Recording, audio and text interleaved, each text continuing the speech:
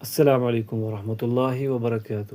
کتاب کا نام اربعین فضائل امیر معاویہ رضی اللہ عنہ، تالیف ابو حمزہ عبد الخالق صدیقی۔ بسم اللہ الرحمن الرحیم۔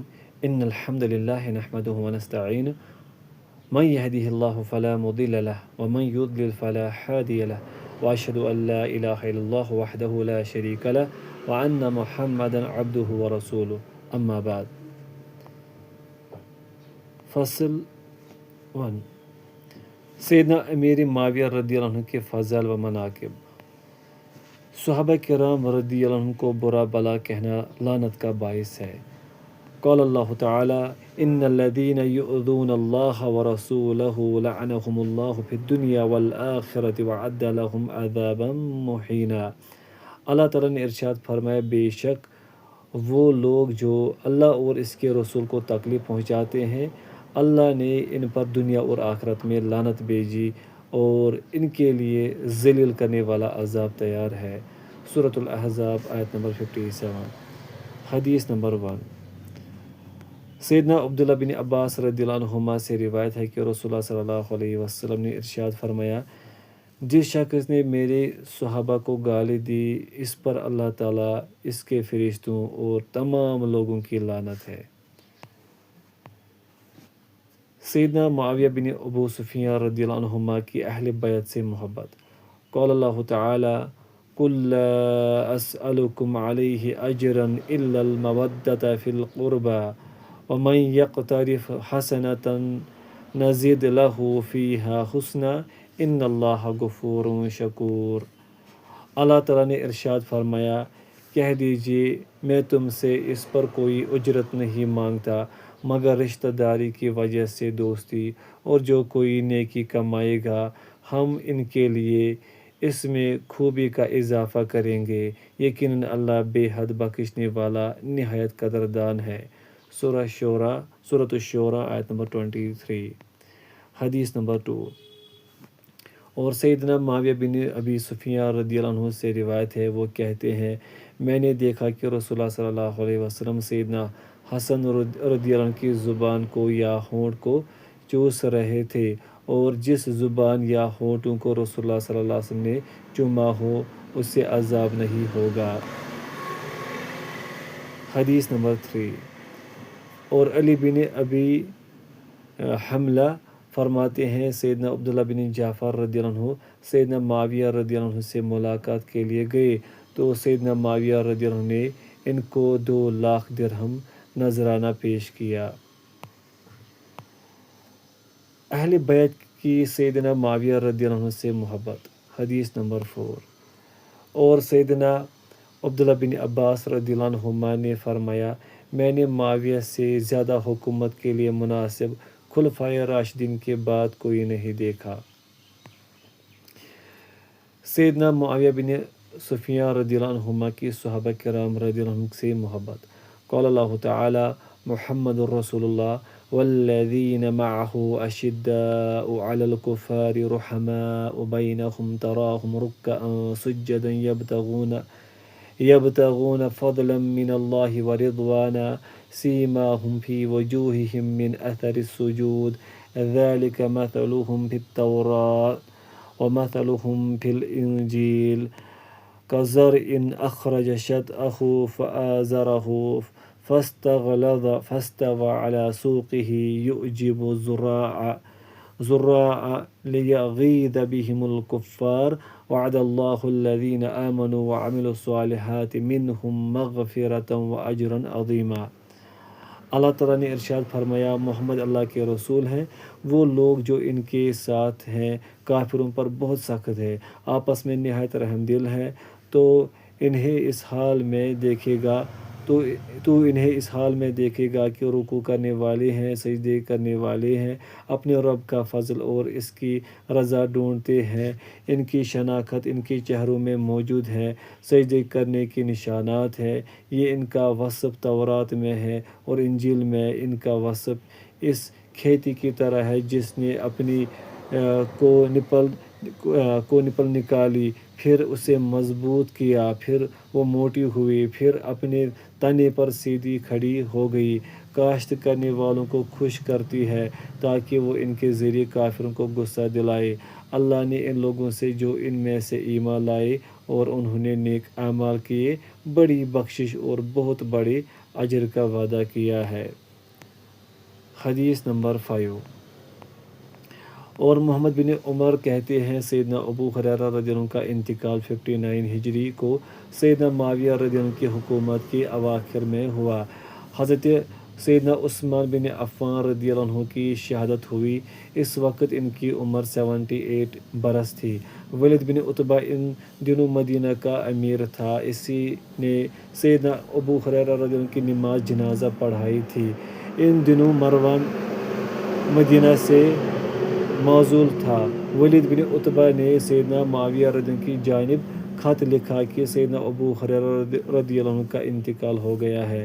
اس کے جواب میں سیدنا معاویہ رضی اللہ عنہ نے خط میں لکھا کہ ان کے وارثوں کو دیکھو کہ کتنے ہیں، ان کے ہر وارث کو 10,000 درہم دے دو، ان کے ساتھ اچھا سلوک کرو، ان کی خوب خدمت کرو، کیونکہ سیدنا ابو ہریرہ رضی اللہ عنہ ان لوگوں میں سے ہیں جنہوں نے سیدنا عثمان رضی اللہ عنہ کی مدد کی تھی اور ان کے ساتھ ان کے گھر میں موجود رہے۔ امیر معاویہ رضی اللہ عنہ کو اچھے الفاظ سے یاد کرنا۔ حدیث نمبر 6۔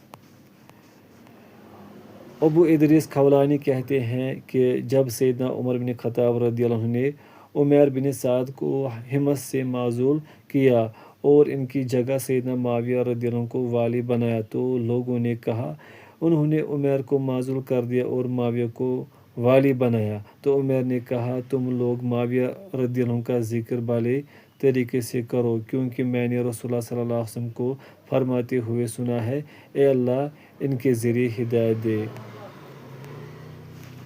سیدنا معاویہ رضی اللہ عنہ کے لیے دعائے رسول صلی اللہ علیہ وسلم۔ قال اللہ تعالی فَاعْلَمْ أَنَّهُ لَا إِلَهَ إِلَّا اللَّهُ وَاسْتَغْفِرْ لِذَنبِكَ وَلِلْمُؤْمِنِينَ وَالْمُؤْمِنَاتِ وَاللَّهُ يَعْلَمُ مُتَقَلَّبَكُمْ وَمَثْوَاكُمْ۔ اللہ تعالیٰ نے ارشاد فرمایا پس جان لے کہ حقیقت یہ ہے کہ اللہ کے سوا کوئی معبود نہیں، اور اپنے گناہ کی معافی مانگ، اور مومن مردوں اور مومن عورتوں کے لیے بھی، اور اللہ تمہارے چلنے پھرنے اور تمہارے ٹھہرنے کو جانتا ہے۔ سورہ محمد آیت نمبر 19۔ حدیث نمبر 7۔ اور سیدنا ارباز بن ساریہ سلمی رضی اللہ عنہ سے مروی ہے، وہ کہتے ہیں میں نے رسول اللہ صلی اللہ علیہ وسلم کو سنا، آپ ہمیں ماہ رمضان میں سحری کھانے کے لیے بلاتے تو فرماتے بابرکت کھانے کی طرف آؤ۔ پھر میں نے ایک موقع پر آپ صلی اللہ علیہ وسلم کو یوں فرماتے ہوئے سنا کہ یا اللہ معاویہ رضی اللہ عنہ کو لکھنے پڑھنے اور حساب کا علم عطا فرما اور اسے عذاب سے محفوظ رکھ۔ سیدنا معاویہ رضی اللہ عنہ کے خطبہ کا بیان۔ حدیث نمبر 8۔ اور ابو عامر عبداللہ بن الحی سے مروی ہے، وہ کہتے ہیں ہم سیدنا معاویہ بن ابی سفیان رضی اللہ عنہما کی معیت میں حج کے لیے گئے۔ جب ہم مکہ مکرمہ پہنچے تو سیدنا معاویہ رضی اللہ عنہ نماز ظہر ادا کرنے کے بعد کھڑے ہوئے اور کہا رسول اللہ صلی اللہ علیہ وسلم نے ارشاد فرمایا تھا کہ اہل کتاب اپنے دین کے متعلق بہتر گروہوں میں تقسیم ہو گئے تھے اور یہ امت 73 گروہوں میں بڑھ جائے گی، یعنی یہ لوگ اپنی خواہشات کی پیروی کریں گے، ایک گروہ کے سوا باقی تمام جہنم رسید ہوں گے، اور وہ ایک گروہ جماعت ہے۔ اور میری امت میں ایسے بھی لوگ پیدا ہوں گے کہ ان کے اندر خواہشات یوں سرایت کر جائیں گی جیسے باولی کتے کے کاٹے کے اثرات مریض کے پورے جسم میں پھیل جاتے ہیں، اس کی کوئی رگ اور جوڑ اس کے اثر سے محفوظ نہیں رہتا۔ اے عربوں کی جماعت، اللہ کی قسم تمہارا نبی جو دین اور دعوت لے کر تمہارے پاس آیا ہے، اگر تم اس پر عمل نہ کرو گے تو دوسرے لوگ کہاں کریں گے۔ امیر معاویہ رضی اللہ عنہ کے جہاد کرنے اور جنتی ہونے کا بیان۔ قال اللہ تعالی لَٰكِنِ الرَّسُولُ وَالَّذِينَ آمَنُوا مَعَهُ جَاهَدُوا بِأَمْوَالِهِمْ وَأَنفُسِهِمْ وَأُولَٰئِكَ لَهُمُ الْخَيْرَاتُ وأولئك هم المفلحون أعد الله لهم جنات تجري من تحتها الأنهار خالدين فيها ذلك الفوز العظيم۔ اللہ تعالیٰ نے ارشاد فرمایا، لیکن رسول صلی اللہ علیہ وسلم اور جو لوگ اس کے ساتھ ایمان لائے انہوں نے اپنے مالوں اور اپنی جانوں کے ساتھ جہاد کیا، اور بھلائیاں بھی انہی لوگوں کے لیے ہیں اور یہی لوگ فلاح پانے والے ہیں۔ اللہ نے ان کے لیے ایسے باغات تیار کیے ہیں جن کے نیچے نہریں بہتی ہیں، وہ ان میں ہمیشہ رہیں گے، یہی عظیم کامیابی ہے۔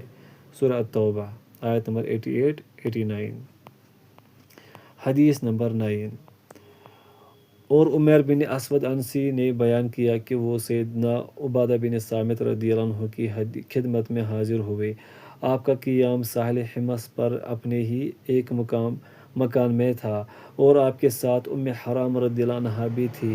عمیر نے بیان کیا کہ ہم نے حرام رضی اللہ عنہ نے بیان کیا کہ میں نے نبی کریم صلی اللہ علیہ وسلم سے سنا ہے، آپ صلی اللہ علیہ وسلم نے فرمایا تھا کہ میری امت کا سب سے بڑا پہلا لشکر جو دریائی سفر کر کے جہاد کے لیے جائے گا اس نے واجب کر لی۔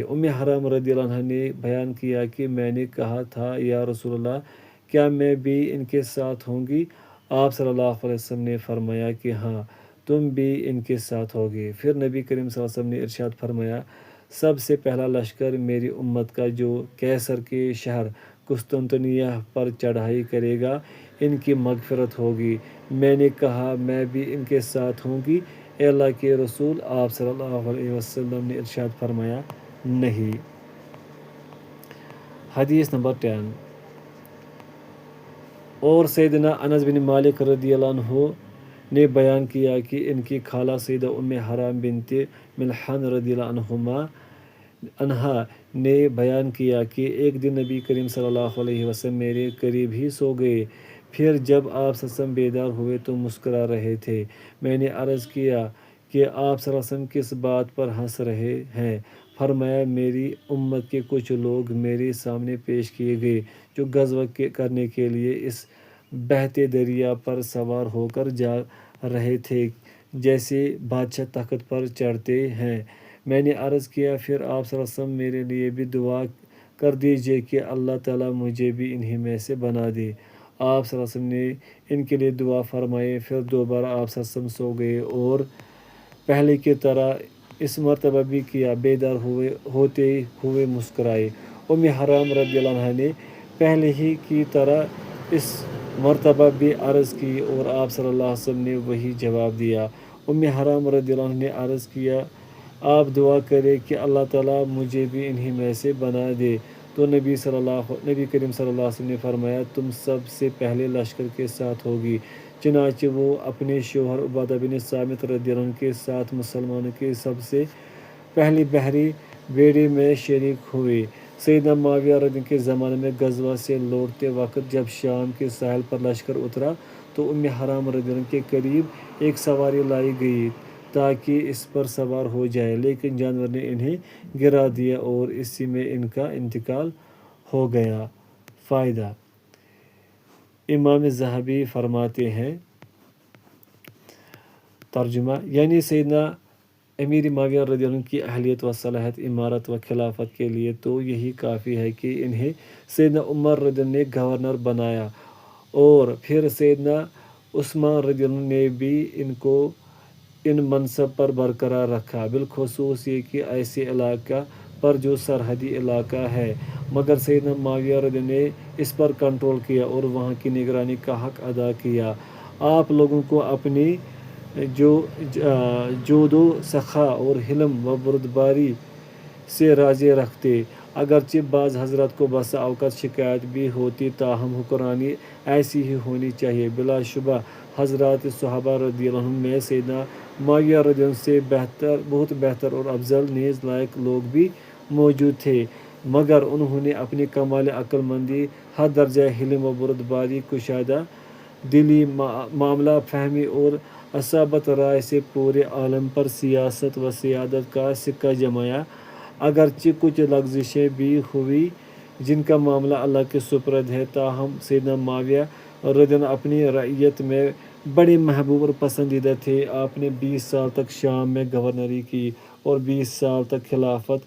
اس دوران کسی کو بھی آپ کی حکومت میں شر انگیزی کی جرأت نہیں ہوئی، بلکہ تمام اقوام آپ کے زیرنگی آ گئی اور عرب و عجم پر حکومت کی۔ آپ نے حرمین شریفین سمیت مصر، شام، عراق، خراساں، فارس، جزیرہ یمن اور مغرب تک پر حکمرانی کا پرچم لہرایا۔ حدیث نمبر 11۔ سیدنا معاویہ رضی اللہ عنہ کا اپنی رعایا کے ساتھ حسن سلوک۔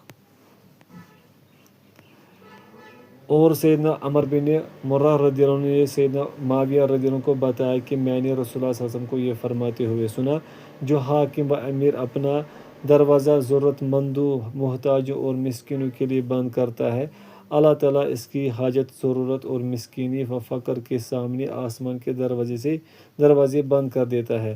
چنانچہ سیدنا معاویہ رضی اللہ عنہ نے لوگوں کی ضرورتیں جاننے کے لیے ایک آدمی مقرر کر دیا۔ سیدنا معاویہ رضی اللہ عنہ کا کاتب وحی ہونا۔ حدیث نمبر 12۔ سیدنا عبداللہ بن عباس رضی اللہ عنہما بیان کرتے ہیں، میں بچوں میں کھیل رہا تھا کہ اتنے میں رسول اللہ صلی اللہ علیہ وسلم تشریف لائے۔ میں یہ سمجھا کہ آپ میرے لیے تشریف لائے ہیں، لہٰذا میں دروازے کے پیچھے چھپ گیا تو آپ نے میری کمر پر تھپکی دے کر فرمایا، جاؤ اور معاویہ کو بلا لاؤ۔ وہ معاویہ رضی اللہ عنہ وحی لکھتے تھے۔ فائدہ: مسند احمد کی روایت میں یہ الفاظ زائد ہیں۔ پس میں معاویہ رضی اللہ عنہ کے پاس گیا اور کہا کہ نبی کریم صلی اللہ علیہ وسلم کی بات سنیں، انہیں آپ کے ساتھ کچھ کام کرنا ہے۔ اور صحیح مسلم کی روایت میں ہے کہ میں نے واپس آ کر عرض کیا، وہ کھانا کھا رہے ہیں، تو آپ صلی اللہ علیہ وسلم نے ارشاد فرمایا، اللہ اس کا پیٹ نہ بھرے۔ نبی کریم صلی اللہ علیہ وسلم نے یہ جملہ بد دعا کی غرض سے نہیں کہا، بلکہ رسول اللہ صلی اللہ علیہ وسلم کے اللہ تعالیٰ سے لیے ہوئے عہد کی برکت سے اس جملے کی برکت معاویہ رضی اللہ عنہ کو حاصل ہو گئی اور وہ انتہائی مالدار اور خوشحال ہو گئے۔ فلیتدبر۔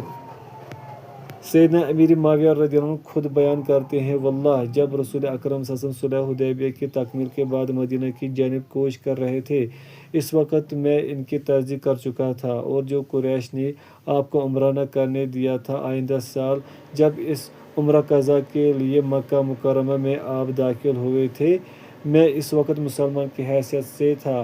میرے والد ابو سفیان کا علم ہو چکا تھا کہ میں مسلمان ہو چکا ہوں۔ ایک دن مجھ سے کہنے لگے، تمہارا بھائی تم سے بہتر ہے، وہ میرے دین پر ہے، تم نے یہ کیا کیا ہے؟ میں نے کہا، میں خود کو اس بلائی سے محروم نہیں رکھ سکتا تھا، اور میں نے فتح مکہ کے دن اپنے اسلام لانے کا برملا اظہار کر دیا۔ نبی اکرم صلی اللہ علیہ وسلم نے مجھے مبارکباد دی اور مجھے فراق دلی سے قبول کیا اور اپنا کاتب وحی بنا لیا۔ سیدنا ابن عمر رضی اللہ عنہما بیان کرتے ہیں کہ سیدنا معاویہ رضی اللہ عنہ رسول اکرم صلی اللہ علیہ وسلم کی وحی لکھا کرتے تھے۔ حافظ ابن عساکر لکھتے ہیں، مومنوں کے ماموں اور رب العالمین کی وحی لکھنے والے آپ فتح مکہ کے دن مسلمان ہوئے۔ امام معافی بن عمران الموصلی رحمہ اللہ سے امیر معاویہ رضی اللہ عنہ کے بارے میں پوچھا گیا تو انہوں نے فرمایا، رسول اللہ صلی اللہ علیہ وسلم کے صحابہ کے ساتھ کسی کو بھی برابر قرار نہیں دیا جا سکتا۔ معاویہ رضی اللہ عنہ آپ کے صحابی ام المومنین حبیبہ رضی اللہ عنہا کے بھائی، آپ کے کاتب اور اللہ کی وحی لکھنے کے امین ہیں۔ فصل 2۔ مرویات امیر معاویہ رضی اللہ عنہ۔ اذان کا جواب دینے کا بیان۔ قال اللہ تعالیٰ وَأَن لَيْسَ لِلْإِنسَانِ إِلَّا مَا سَعَىٰ۔ اللہ تعالیٰ کا ارشاد ہے، اور یہ کہ انسان کے لیے صرف وہی ہے جس کی اس نے کوشش کی۔ سورۃ النجم آیت نمبر 39۔ حدیث نمبر 13۔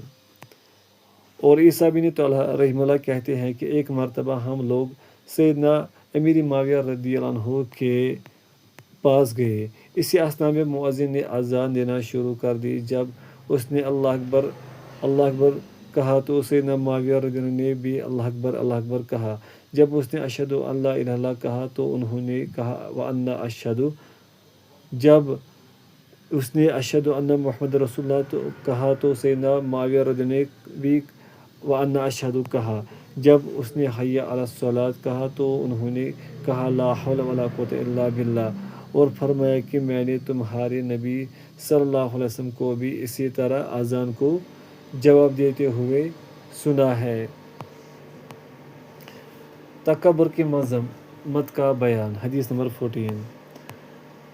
اور ابو مجلس بیان کرتے ہیں کہ سیدنا معاویہ رضی اللہ عنہ ایک گھر میں داخل ہوئے، اس میں ابن عامر اور ابن زبیر بھی موجود تھے۔ ابن عامر تو کھڑے ہو گئے لیکن سیدنا ابن زبیر بیٹھے رہے۔ سیدنا معاویہ رضی اللہ عنہ نے ابن عامر سے کہا بیٹھ جاؤ، کیونکہ میں نے نبی کریم صلی اللہ علیہ وسلم کو یہ فرماتے ہوئے سنا کہ جس کی یہ خواہش ہو کہ بندے اس کے لیے کھڑے ہو تو وہ اپنا گھر دوزخ میں تیار کر لے۔ دین اسلام کا علم حاصل کرنے کا بیان، حدیث نمبر 15۔ اور سیدنا معاویہ رضی اللہ عنہ سے مروی ہے کہ نبی اکرم صلی اللہ علیہ وسلم نے ارشاد فرمایا، جب اللہ تعالیٰ کسی بندے کے ساتھ خیر کا ارادہ فرماتا ہے تو اسے دین کی سمجھ عطا فرما دیتا ہے۔ ذکر الہ کی فضیلت، حدیث نمبر 16۔ اور سیدنا ابو سعید خدری رضی اللہ عنہ سے مروی ہے کہ وہ کہتے ہیں سیدنا معاویہ رضی اللہ عنہ مسجد میں لگی ہوئی ایک مجلس کے پاس آئے اور کہا کس چیز نے تم لوگوں کو بٹھایا ہوا ہے؟ انہوں نے کہا ہم بیٹھ کر اللہ تعالیٰ کا ذکر کر رہے ہیں۔ انہوں نے کہا اللہ کی قسم کیا واقعی تم کو صرف اس چیز نے بٹھایا ہوا ہے؟ لوگوں نے کہا اللہ کی قسم ہم صرف اسی مقصد کے لیے بیٹھے ہیں۔ انہوں نے کہا میں نے کسی تہمت کی وجہ سے تم سے قسم کا مطالبہ نہیں کیا اور کوئی نہیں ہے جو آپ صلی اللہ علیہ وسلم کے قریب بھی ہو اور احادیث بھی کم بیان کرے ماں سوائے میرے۔ بہرحال ایک دن رسول اللہ صلی اللہ علیہ وسلم صحابہ کے ایک حلقے کے پاس تشریف لائے اور فرمایا کس چیز نے تمہیں بٹھایا ہوا ہے؟ انہوں نے کہا جی ہم بیٹھ کر اللہ تعالیٰ کا ذکر کر رہے ہیں اور اس وجہ سے اس کی تعریف کر رہے ہیں کہ اس نے ہمیں ہدایت دی ہے اور آپ کے ذریعے ہم پر احسان ہے۔ آپ صلی اللہ علیہ وسلم نے ارشاد فرمایا یہ اللہ کی قسم کیا واقعی تم کو صرف اس چیز نے بٹھایا ہوا ہے؟ انہوں نے کہا جی اللہ کی قسم ہم صرف اسی عمل کی وجہ سے بیٹھے ہوئے ہیں۔ آپ صلی اللہ علیہ وسلم نے ارشاد فرمایا خبردار میں نے کسی تہمت اور شک کی وجہ سے تم سے قسم کا مطالبہ نہیں کیا۔ دراصل بات یہ ہے کہ جبریل علیہ السلام میرے پاس آئے اور مجھے بتلایا کہ اللہ تعالیٰ تمہاری وجہ سے فرشتوں پر فخر کر رہا ہے۔ چاپلوسی کی مذمت کا بیان، حدیث نمبر 17۔ اور معبد جوہنی کہتے ہیں سیدنا معاویہ رضی اللہ عنہ بہت کم نبی کریم صلی اللہ علیہ وسلم کے حوالے سے کوئی حدیث بیان کرتے تھے، البتہ یہ کلمات اکثر جگہوں پر نبی علیہ السلام کے حوالے سے ذکر کرتے تھے کہ اللہ تعالیٰ جس شخص کے ساتھ خیر کا ارادہ فرما لیتے ہیں تو اسے دین کی سمجھ عطا فرما دیتے ہیں، اور یہ دنیا کا مال بڑا شیریں اور سرسبز و شاداب ہوتا ہے، پس جو شخص اسے اس کے حق کے ساتھ لیتا ہے اس کے لیے اس میں برکت ڈال دی جاتی ہے، اور منہ پر تعریف کرنے سے بچو کیونکہ یہ اس شخص کو ذبح کر دینا ہے۔ امام کی اقتداء کرنے کا بیان، حدیث نمبر 18۔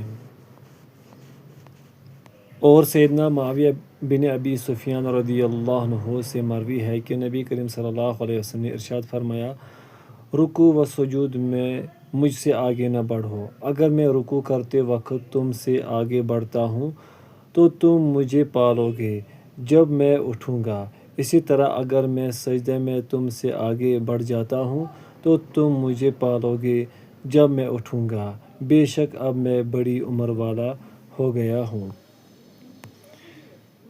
نفع و نقصان کا مالک صرف اللہ عز و جل ہے۔ حدیث نمبر 19۔ اور محمد بن کعب قرظی کہتے ہیں سیدنا معاویہ رضی اللہ عنہ نے یہ کلمات منبر پر کہے، اے اللہ، تیری عطا کو کوئی روکنے والا نہیں اور تیری روکی ہوئی چیز کو کوئی عطا کرنے والا نہیں، اور دولت مند کو اس کی دولت تیرے عذاب سے نہیں بچا سکتی۔ اللہ تعالیٰ جس کے ساتھ بھلائی کا ارادہ کرتا ہے اس کو دین میں فقہ عطا کر دیتا ہے۔ پھر کہتے، میں نے رسول اللہ صلی اللہ علیہ وسلم سے یہ کلمات سنے ہیں۔ آپ صلی اللہ علیہ وسلم نے اس منبر پر ارشاد فرمائے تھے۔ جھوٹ کی مذمت کا بیان۔ حدیث نمبر 20۔ سعید بن مسیب بیان کرتے ہیں کہ سیدنا معاویہ بن ابی سفیان رضی اللہ عنہما نے ایک دن کہا، تم نے بری عادت ایجاد کر لی ہے، جبکہ نبی کریم صلی اللہ علیہ وسلم نے جھوٹ سے منع فرمایا ہے۔ ایک آدمی ایک لاٹھی لایا، اس کے سرے پر کپڑے کا ایک ٹکڑا لٹک رہا تھا۔ اس نے کہا، خبردار، یہی جھوٹ ہے۔ قتادہ نے کہا، اس سے مراد کپڑے کے وہ ٹکڑے ہیں جن کے ساتھ عورتیں اپنے بال زیادہ ظاہر کرتی ہیں۔ حرمت شراب کا بیان۔ حدیث نمبر 21۔ اور سیدنا معاویہ بن ابی سفیان رضی اللہ عنہما سے روایت ہے کہ نبی کریم صلی اللہ علیہ وسلم نے ارشاد فرمایا، جو شراب پیے اسے حد لگاؤ، اگر وہ پھر پیے تو پھر حد لگاؤ، اگر وہ پھر پی لے تو اسے حد لگاؤ، لیکن اگر وہ چوتھی مرتبہ شراب نوشی کرے تو تم اسے قتل کر دو۔ مصائب اور فتنوں کے دور میں محتاط رہنے کا بیان۔ حدیث نمبر 22۔ اور سیدنا معاویہ رضی اللہ عنہ سے مروی ہے کہ انہوں نے منبر پر کہا کہ رسول اللہ صلی اللہ علیہ وسلم نے ارشاد فرمایا، دنیا کا جو حصہ اب باقی ہے وہ محض مصائب اور فتنے ہیں، اور تمہارے اعمال کی مثال برتن کی مانند ہے، اگر اس کا اوپر والا حصہ پاک ہو تو نیچے والا حصہ بھی پاک ہوگا، اور اگر اوپر والا حصہ ناپاک ہوا تو نیچے والا بھی ناپاک ہوگا۔ وضو کا بیان۔ حدیث نمبر 23۔ اور ابو اظہر کہتے ہیں کہ سیدنا معاویہ بن سفیان رضی اللہ عنہما نے ان کے لیے رسول اللہ صلی اللہ علیہ وسلم کے وضو کا ذکر کیا۔ انہوں نے پانی کے ایک چلو سے سر کا مسح کیا، یہاں تک سر سے پانی کے قطرے گرنے لگے یا قریب تھا کہ گرنے لگے۔ بہرحال انہوں نے ان کو رسول اللہ صلی اللہ علیہ وسلم کا وضو کر کے دکھایا۔ جب وہ سر کے مسح تک پہنچے تو انہوں نے اپنی دونوں ہتھیلیوں کو سر کے اگلے حصے پر رکھا، پھر ان کو سر پر پھیرتے گئے یہاں تک کہ گدی تک پہنچ گئے، پھر اسی جگہ پر لوٹا کر لے آئے جہاں سے شروع کیا تھا۔ نکاح شغار کی ممانعت۔ حدیث نمبر 24۔ عبد الرحمن بن حرمزہ ارج سے روایت ہے کہ عباس بن عبداللہ بن عباس نے عبد الرحمن بن حکم سے اپنی بیٹی کا نکاح کیا اور عبد الرحمن نے اپنی بیٹی کا نکاح ان سے کر دیا۔ انہوں نے بیچ میں حق مہر کا تعین بھی کیا۔ سیدنا معاویہ بن ابی سفیان رضی اللہ عنہما جو خلیفہ تھے نے مروان کی طرف خط لکھا اور اس کو حکم دیا کہ ان کے درمیان تفریق کرا دو۔ انہوں نے اپنے خط میں یہ وضاحت کی کہ یہ وہی شغار ہے جس سے نبی کریم صلی اللہ علیہ وسلم نے منع فرمایا ہے۔ سیدنا عبداللہ بن عباس رضی اللہ عنہما کا سیدنا معاویہ رضی اللہ عنہ پر اعتماد۔ حدیث نمبر 25۔ اور سیدنا ابن عباس رضی اللہ عنہما سے مروی ہے کہ سیدنا معاویہ رضی اللہ عنہ نے ان کو خبر دی کہ انہوں نے دیکھا کہ رسول اللہ صلی اللہ علیہ وسلم نے لمبے چوڑے پھل سے اپنے بال تراشے تھے۔ مجاہد اور عطا کہتے ہیں ہم نے سیدنا ابن عباس رضی اللہ عنہما سے کہا، یہ بات ہمیں صرف سیدنا معاویہ رضی اللہ عنہ سے موصول ہوئی ہے۔ انہوں نے جواباً کہا، سیدنا معاویہ رضی اللہ عنہ رسول اللہ صلی اللہ علیہ وسلم کے بارے میں تہمت زدہ نہیں ہے، یعنی وہ یہ خبر دینے میں سچے ہیں۔ دوسری نماز کے لیے جگہ تبدیل کرنے کا بیان۔ حدیث نمبر 26۔ اور صائب بن یزید کہتے ہیں میں نے مقصورہ میں سیدنا معاویہ رضی اللہ عنہ کے ساتھ جمعہ کی نماز پڑھی۔ جب انہوں نے سلام پھیرا تو میں اپنی جگہ پر کھڑے ہو کر نماز پڑھنے لگا۔ جب وہ گھر میں داخل ہوئے تو انہوں نے میری طرف پیغام بھیجا۔ جب میں پہنچا تو کہا تو نے جو کام ابھی کیا ہے دوبارہ اس طرح نہ کرنا۔ بے شک نبی کریم صلی اللہ علیہ وسلم نے اس چیز کا حکم دیا ہے کہ نماز کو نماز سے نہ ملایا جائے یہاں تک کہ تو اس جگہ سے نکل جائے یا کسی سے کلام کر لے۔ یوم عاشورہ کا روزہ، حدیث نمبر 27۔ اور حمید بن عبد الرحمن کہتے ہیں کہ سیدنا معاویہ بن ابی سفیان رضی اللہ عنہ نے مدینہ منور میں خطبہ دیا اور کہا مدینہ والو تمہارے علماء کہاں ہیں؟ میں نے تو رسول اللہ صلی اللہ علیہ وسلم کو یہ فرماتے ہوئے سنا تھا کہ یہ یوم عاشورہ ہے، اس دن کا روزہ ہم پر فرض نہیں کیا گیا، اس لیے تم میں سے جو آدمی اس کا رکھنا چاہتا ہو وہ رکھے، البتہ میں تو روزے سے ہوں۔ پھر لوگوں نے بھی روزہ رکھ لیا۔ مردوں کے لیے سونا اور ریشم استعمال کرنے کی ممانعت، حدیث نمبر 28۔ اور عبداللہ بن علی کہتے ہیں کہ ایک مرتبہ میں نے مکہ مکرمہ میں سیدنا معاویہ رضی اللہ عنہ کو برسر منبر یہ کہتے ہوئے سنا کہ نبی صلی اللہ علیہ وسلم نے مردوں کو سونا اور ریشم پہننے سے منع فرمایا ہے۔ سیدنا معاویہ رضی اللہ عنہ کی رسول اللہ صلی اللہ علیہ وسلم سے محبت، حدیث نمبر 29۔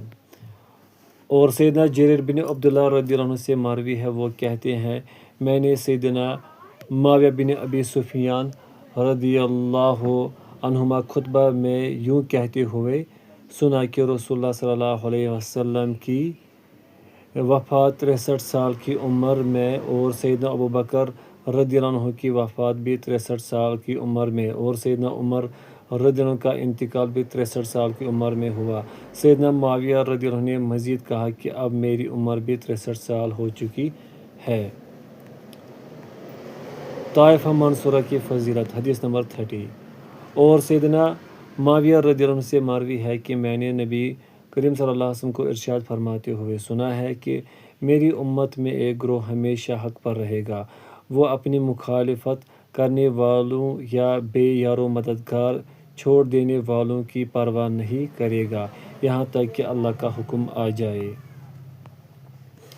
مؤذن کی فضیلت، حدیث نمبر 31۔ اور سیدنا معاویہ رضی اللہ عنہ سے مروی ہے کہ میں نے نبی کریم صلی اللہ علیہ وسلم کو یہ فرماتے ہوئے سنا ہے کہ قیامت کے دن مؤذنین سب سے لمبی گردن والے ہوں گے۔ تکلیف مومن کے گناہوں کا کفارہ ہے، حدیث نمبر 32۔ اور سیدنا معاویہ رضی اللہ عنہ بیان کرتے ہیں کہ رسول اللہ صلی اللہ علیہ وسلم نے ارشاد فرمایا جو چیز مومن کے جسم کو تکلیف پہنچاتی ہے اللہ تعالیٰ اس کو اس کے گناہوں کا کفارہ بنا دیتا ہے۔ ہجرت کا بیان، حدیث نمبر 33۔ ابو ہند بجلی سے مروی ہے، وہ کہتے ہیں ہم سیدنا معاویہ بن ابی سفیان رضی اللہ عنہ کے پاس بیٹھے ہوئے تھے، وہ اپنی چارپائی پر اونگ کی وجہ سے آنکھوں کو بند کر کے تشریف فرما تھے۔ ہم نے وہاں ہجرت کا تذکرہ کیا، کسی نے کہا ہجرت منقطع ہو چکی ہے اور کسی نے کہا کہ ابھی تک وہ منقطع نہیں ہوئی۔ اتنے میں سیدنا معاویہ رضی اللہ عنہ جا گئے اور کہا تم لوگ کیا بات کر رہے تھے؟ ہم نے ان کو تفصیل بتائی، وہ نبی کریم صلی اللہ علیہ وسلم کی طرف کم احادیث منسوب کرتے تھے۔ بہرحال اس بار انہوں نے کہا ہم رسول اللہ صلی اللہ علیہ وسلم کے پاس گفتگو کر رہے تھے کہ آپ صلی اللہ علیہ وسلم نے فرمایا ہجرت اس وقت تک منقطع نہیں ہوگی جب تک توبہ منقطع نہیں ہو جاتی، اور توبہ اس وقت تک منقطع نہیں ہوگی جب تک سورج مغرب سے طلوع نہیں ہو جاتا۔ مبارک عمل، حدیث نمبر 34۔ اور سیدنا عبداللہ بن عامر یحصبی سے روایت ہے، کہتے ہیں میں نے سیدنا امیر معاویہ رضی اللہ عنہ کو یہ حدیث بیان کرتے ہوئے سنا کہ میں نے نبی علیہ السلام کو یہ فرماتے ہوئے سنا ہے کہ میں تو صرف خزانچی ہوں، اصل دینے والا اللہ ہے، اس لیے میں جس شخص کو دل کی خوشی کے ساتھ کوئی بخشش دوں تو اسے اس کے لیے مبارک کر دیا جائے گا، اور جسے اس کے شر سے بچنے کے لیے یا اس کے سوال میں اصرار کی وجہ سے کچھ دوں وہ اس شخص کی طرح ہے جو کھاتا رہے اور سیراب نہ ہو۔ جمعہ کی سنتوں کا بیان، حدیث نمبر 35۔ اور عمر بن عطا کہتے ہیں کہ ایک مرتبہ مجھے نافع بن جبیر نے صاحب بن یزید کے پاس یہ پوچھنے کے لیے بھیجا کہ انہوں نے سیدنا معاویہ رضی اللہ عنہ کو نماز پڑھتے ہوئے دیکھا ہے۔ انہوں نے جواب دیا، جی ہاں، ایک مرتبہ میں نے ان کے ساتھ مقصورہ میں جمعہ پڑھا تھا۔ جب انہوں نے نماز کا سلام پھیرا تو میں اپنی جگہ پر ہی کھڑے ہو کر سنتیں پڑھنے لگا۔ سیدنا معاویہ رضی اللہ عنہ جب اندر چلے گئے تو مجھے بلا کر فرمایا، آج کے بعد دوبارہ اس طرح نہ کرنا جیسے ابھی کیا ہے۔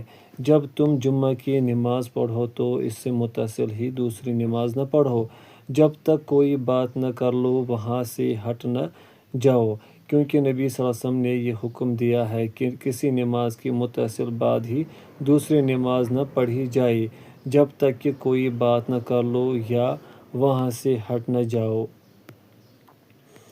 سجدہ سہو کا بیان، حدیث نمبر 36۔ اور سیدنا معاویہ رضی اللہ عنہ سے مروی ہے کہ انہوں نے نبی صلی اللہ علیہ وسلم کو یہ فرماتے ہوئے سنا ہے کہ جو شخص نماز میں کچھ بھول جائے تو اسے چاہیے کہ بیٹھ کر 2 سجدے کر لے۔ سلام پھیرنے کے بعد کی دعا، حدیث نمبر 37۔ اور محمد بن کعب قرظی کہتے ہیں، میں نے سیدنا معاویہ رضی اللہ عنہ سے سنا، وہ کہہ رہے تھے، میں نے آپ صلی اللہ علیہ وسلم سے سنا کہ آپ نماز سے سلام پھیرنے کے بعد یہ دعا پڑھا کرتے تھے، اللہم لا مانع لما اعطیت ولا معطی لما منعت ولا ینفع ذا الجد منک الجد۔ یا اللہ، جو کچھ تو عنایت فرمائے اس سے کوئی روک نہیں سکتا، اور جو کچھ تو روک دے وہ کوئی دے نہیں سکتا، اور دولت والے کو تیرے بالمقابل دولت کوئی کام نہیں دے سکتی۔ سیدنا امیر معاویہ رضی اللہ عنہ کا وطر، حدیث نمبر 38۔ اور ابن ابی ملیکہ نے بیان کیا، سیدنا معاویہ رضی اللہ عنہ نے عشاء کے بعد وطر کی نماز صرف 1 رکعت پڑھی۔ وہی سیدنا ابن عباس رضی اللہ عنہ کا آزاد کردہ غلام تھا۔ جب وہ سیدنا ابن عباس رضی اللہ عنہ کی خدمت میں حاضر ہوئے تو اس پر انہوں نے کہا، کوئی حرج نہیں ہے، انہوں نے رسول اللہ صلی اللہ علیہ وسلم کی صحبت اختیار کی ہے۔ رسول اللہ صلی اللہ علیہ وسلم پر جھوٹ باندھنے کی حرمت، حدیث نمبر 39۔ اور سیدنا معاویہ رضی اللہ عنہ سے مروی ہے کہ نبی کریم صلی اللہ علیہ وسلم نے ارشاد فرمایا، جو شخص جان بوجھ کر میری طرف کسی جھوٹی بات کی نسبت کرے اس سے چاہے کہ جہنم میں اپنا ٹھکانہ بنا لے۔ ملک شام کی فضیلت، حدیث نمبر 40۔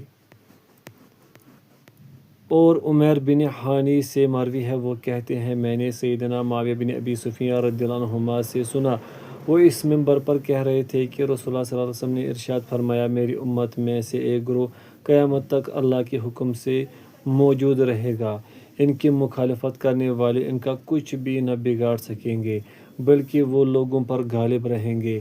مالک بن خامر سقسقی نے کہا، اے امیر المومنین، میں نے معاذ بن جبل رضی اللہ عنہ کو یہ کہتے سنا ہے کہ اس حدیث کا مصداق اہل شام ہے۔ سیدنا معاویہ رضی اللہ عنہ نے بلند آواز سے کہا، یہ مالک کہہ رہا ہے کہ اس نے سیدنا معاذ رضی اللہ عنہ کو یہ کہتے ہوئے بھی سنا ہے کہ اس گروہ سے مراد اہل شام ہے۔ 7 عشاء کی حرمت کا بیان، حدیث نمبر 41۔ اور ابو حریز کہتے ہیں، سیدنا معاویہ رضی اللہ عنہ نے حمص میں لوگوں سے خطاب کیا اور اس میں یہ بات بھی ذکر کی، بے شک رسول اللہ صلی اللہ علیہ وسلم نے 7 اشیاء کو حرام قرار دیا ہے، میں تم کو آپ کا پیغام پہنچاتا ہوں اور ان سے منع بھی کرتا ہوں، نوحہ کرنا، شعر پڑھنا، تصویریں بنانا، عورت کا غیر شوہر کے سامنے زیبائش کرنا، درندوں کے چمڑے، سونا اور ریشم۔ وصلی اللہ تعالی علی خیر خلقہ محمد و آلہ و صحبہ اجمعین۔